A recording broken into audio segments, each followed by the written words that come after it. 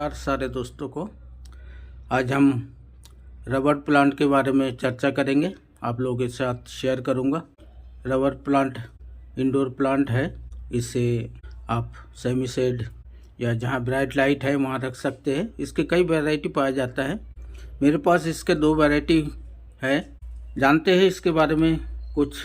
Rubber plant जिसे ficus elastica, rubber fig, rubber झाड़ी, rubber का पेड़ के नाम से जाना जाता है। ये अंजीर की ही एक प्रजाति होती है जो पूर्वी भारत, नेपाल, भूटान, बर्मा, चीन, यूनान, मलेशिया, इंडोनेशिया का मूल निवासी है। इस एरिया में बहुत मात्रा में पाया जाता है। अब ये श्रीलंका, वेस्ट इंडीज और अमेरिका की राज्य फ्लोरिडा में भी पाया जाने लगा है। भारत के कुछ हिस्से में लोग पेड़ की जड़ों को निकाल के इसकी रस्सी भी बनाते हैं, झूले भी बनाते हैं इससे, और इसमें रबड़ भी निकाला जा सकता है।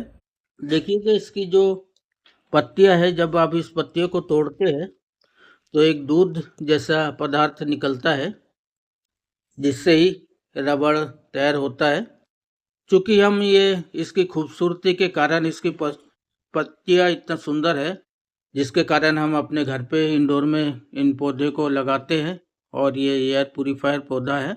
आपकी जो हवा में जो भी मौजूद विषैला पदार्थ है उसको ये अपने आप अंदर एब्जर्व करता है और आपको शुद्ध ऑक्सीजन देता है। यहाँ मेरे पास एक और वैरायटी है जिसे आप वेरीगेटेड रबर प्लांट के नाम से आप जानते होंगे। इसकी पत्तियाँ कुछ हरे और वाइट कलर के होता है। ये मेरे पास पहले से रखा है। ये मैं इसको अभी लाया।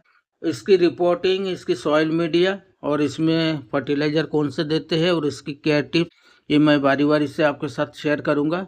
आशा है कि आपको अच्छा लगेगा। इसके बारे में, रबर प्लांट के बारे में, इसकी जो वाटरिंग है उसके भी विशेष ध्यान रखिएगा, क्योंकि ये इसकी पत्तियाँ काफ़ी मोटी होती है जो अपने अंदर पानी समेट कर रखता है। तो आप जब भी पानी दे बड़ा सोच के ध्यान से दीजिए। ओवर वाटरिंग भी नहीं होना चाहिए और अंडर वाटरिंग भी नहीं होना चाहिए।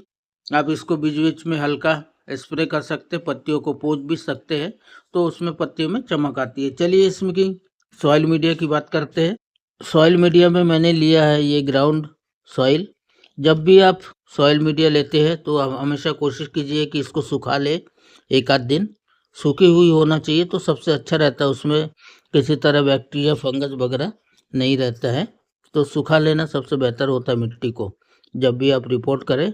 इससे क्या है कि एक सेफ्टी है कि आपके पौधे खराब नहीं होगा बैक्टीरिया और फंगस की वजह से। देखिए ये जो रबर प्लांट है ये सैंडी सॉइल पसंद करता है। वेल ड्रेन सॉइल होना चाहिए, सैंडी सॉइल होना चाहिए। तो उसके लिए हमने यहाँ रिवर सैंड लिया है। ये मैं 20 से 25% रिवर सैंड का यूज़ कर रहा हूँ। यहाँ लिया है मैंने वर्मी कंपोस्ट। आप वर्मी कंपोस्ट या काउडंग मैन्योर ले सकते हैं, लेकिन काउडंग मैन्योर में जो बड़े बड़े टुकड़े होता है उसके अंदर हमेशा कीड़े होता है।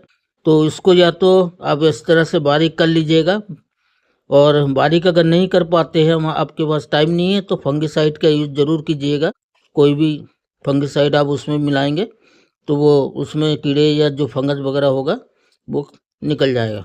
तीसरी, आप कोकोपीट भी ले सकते हैं, थोड़ी सी राइस हस्क भी ले सकते हैं। तो मैं यहाँ पे राइस हस्क लिया है।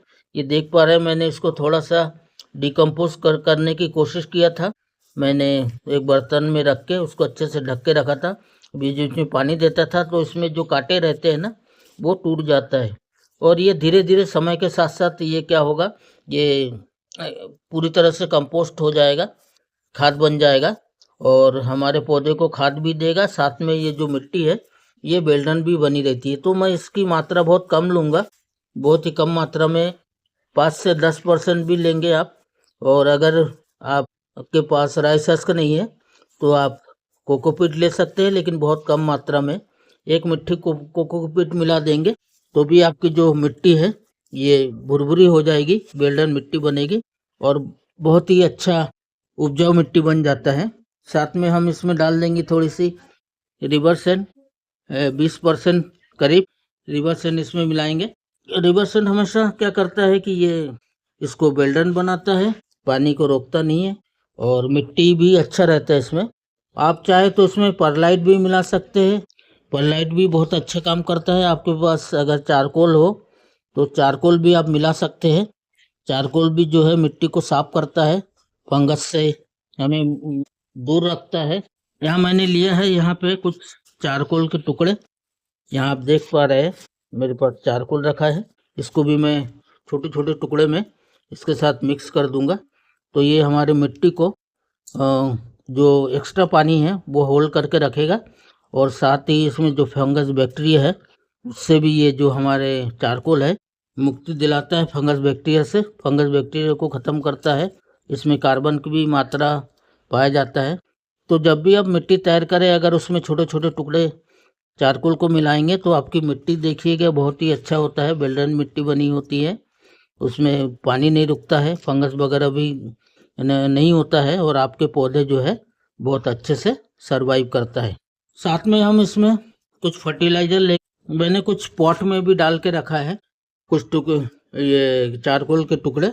अब हम इसमें कुछ फर्टिलाइज़र ऐड करेंगे।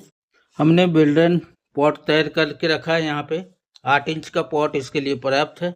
अगर आप चाहते हैं कि ये काफ़ी बड़े रूप में आकार में आपके घर पे रहे तो आप धीरे धीरे पॉट की साइज़ बड़ा कर दीजिएगा, इसकी गहराई को भी बड़ा कर दीजिएगा। गहराई ज़्यादा होगा तो ये पौधा जो है ये लंबे अच्छे ऊपर तक जाएगा, और आपके जहाँ से ब्राइट लाइट आता हो खिड़की के पास या सामने कहीं पे भी, तो वहाँ रख दीजिएगा, तो ये धीरे धीरे बहुत बड़े आकार में बदल जाएगा, आकार उसकी बड़ी होगी। क्योंकि अभी मैं छोटे साइज़ में रख रहा हूँ, इंडोर में रख रहा हूँ, तो 6 इंच का पॉट 8 इंच के पॉट इसके लिए बेहतर है, तो मैंने यहाँ 8 इंच का पॉट ले लिया है। देखिए वेल्डेन पॉट होने के बाद हमने वेल्डेन मिट्टी तैयार कर लिया है।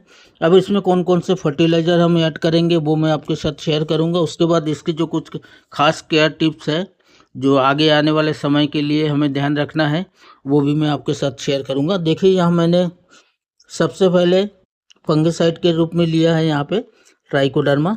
मैं हमेशा ट्राइकोडर्मा और सूडोमोनास ये यूज़ करता हूँ। ये ऑर्गेनिक फंगिसाइड है जो मिट्टी में जो भी फंगस वगैरह है उसको ख़त्म कर देता है, और एक अपना गुड बैक्टीरिया तैयार करता है जो हमारे मिट्टी को बहुत ही पोरस बनाता है, उपजाऊ बनाता है। यहाँ इसके साथ साथ हम लेंगे, इसमें आप चाहे तो थोड़ी सी मात्रा में वुडन ऐश का यूज़ कर सकते हैं। वुडन ऐश जो है ये आपके मिट्टी को साफ करता है, इसमें फास्फोरस पोटेशियम कैल्शियम की मात्रा भी होती है अच्छी मात्रा में, ये भी एक फर्टिलाइज़र का काम करता है।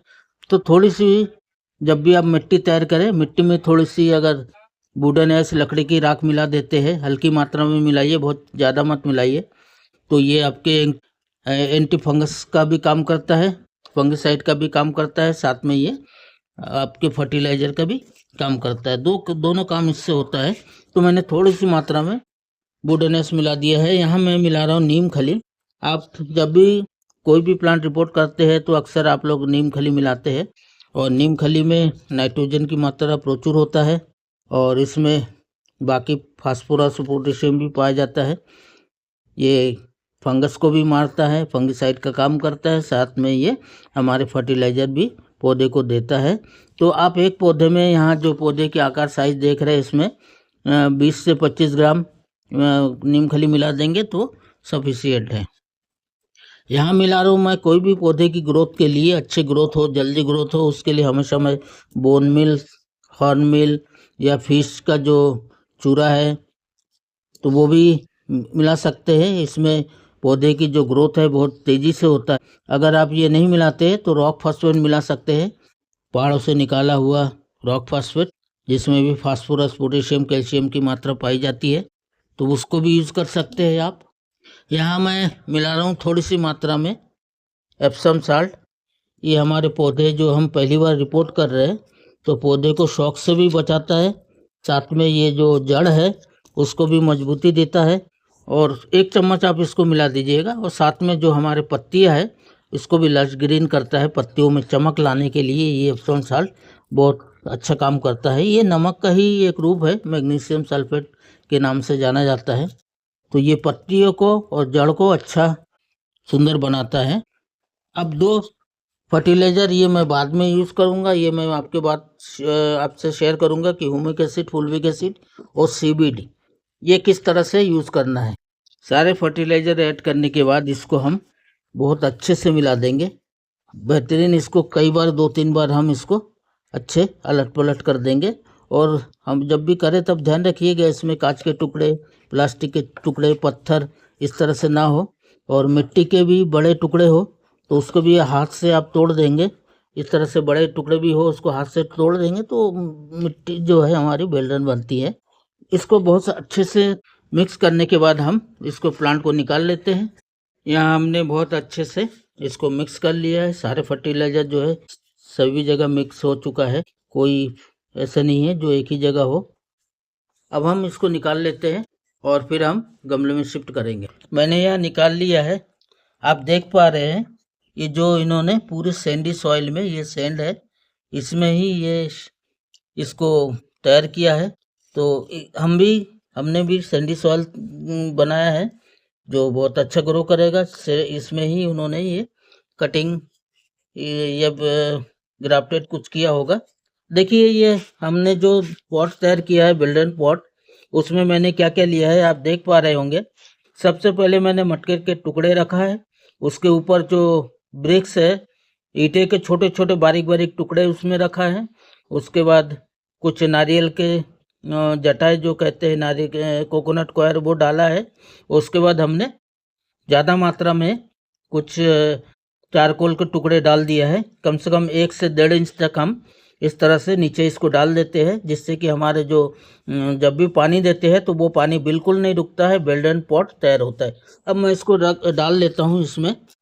यहाँ मैंने कुछ मिट्टी रख दिया है, उसकी नाप रख के करके यहाँ रख के उसको देख लिया है। अब जब यहाँ पे हम रिपोर्ट करते हैं तो उससे पहले मैं क्या करता हूँ, थोड़ी सी फुल्विक एसिड और ह्यूमिक एसिड जो है मेरे पास ये रखा हुआ है, इसको यहाँ डाल देता हूँ। मैंने आपसे शेयर किया था कि मैं बाद में इसकी किस तरह से यूज़ करते हैं वो मैं दिखाऊंगा। ये क्या होता है कि ये जो जड़ है, इसको जड़ को जल्दी बढ़ाता है। तो यहाँ जब मैं इसको रखूँगा तो ये फुल्विक एसिड की टच में आने के बाद इसकी जड़ की ग्रोथ बहुत अच्छा होगा। और जड़ जो है इस मिट्टी में जो भी पोषक तत्व है उसको लेके इस पौधे तक के पहुँचाने का काम ये फुल्विक एसिड, ह्यूमिक एसिड करता है। हम इसे अब अच्छे से पानी दे देंगे। इतना ही गीला करेंगे कि इसकी जड़ गीला हो जाए, इससे ज़्यादा देने की अभी आवश्यकता नहीं है इसमें, क्योंकि हमने जो भी फर्टिलाइज़र दिया है और भर के पानी डाल देंगे तो वो फर्टिलाइज़र जो है वो पानी के साथ निकल जाएगा, तो कोई अर्थ नहीं है। और हमने बेल्डन पॉट बना ही लिया है तो उसमें कोई ज़्यादा पानी देने की आवश्यकता नहीं है। देखिए इसको आप कटिंग से भी ग्रो कर सकते हैं। इसको कटिंग को आप कहीं से भी जो भी टुकड़े हैं उसको काट के पानी में रख देंगे या रेत में उसको अगर लगाते हैं तो भी प्रोपेगेट हो जाता है।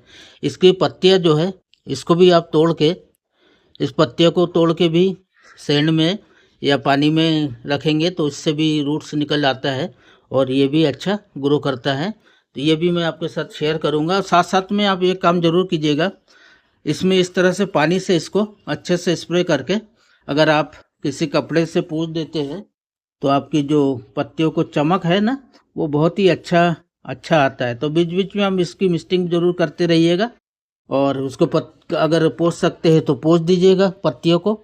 और साथ में अब इसको आने वाले समय के लिए 1 महीने या 2 महीने के बाद इसको फर्टिलाइज़र दीजिएगा। उसमें आप वर्मी कंपोस्ट दे सकते हैं और ये जो सीवीड है, ये सीवीड के कुछ दाने भी इसमें डाल देंगे ना, तो ये धीरे धीरे स्लो रिलीज होता रहता है और आपके पौधे को जो है अच्छा पोषक तत्व मिलता है। तो आप सीवीड, वर्मी कंपोस्ट और एप्सम साल्ट, ये 3 चीज़ बाद में आप इसके फर्टिलाइज़र रूप में इसको देते रहिएगा 2 महीने 3 महीने के बाद। ये हैवी फीडर नहीं है, इंडोर में बहुत ही अच्छा लुक देता है, बहुत ही अच्छा चलता है। तो धन्यवाद सभी को।